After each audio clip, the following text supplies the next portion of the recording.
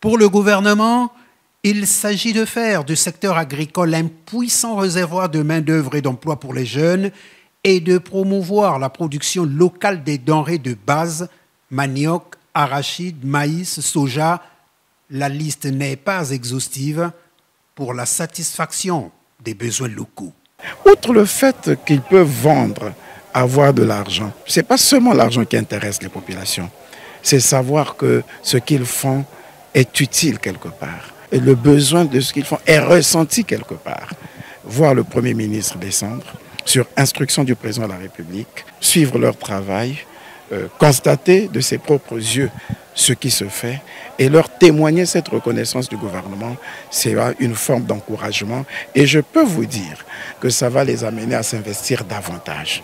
C'est l'intérêt de ces descentes de terrain. Le gouvernement développe 3 types de zones agricoles protégées: la production végétale, l'élevage et la production halieutique.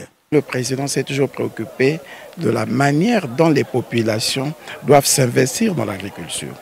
Doit-on demeurer avec les instruments rudimentaires comme nos vieux parents et après se plaindre de ce que la production n'est pas abondante? Non. Il faut créer les conditions pour que leur travail soit facilité. Et ce travail ne peut être facilité que par la mécanisation.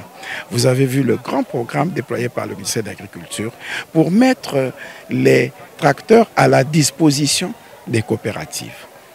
De sorte que l'État arrive, aménage les terres, facilite le travail de labour, tout le travail, de sorte que les populations puissent poursuivre l'action avec un peu plus d'aisance. C'est ce qui est fait.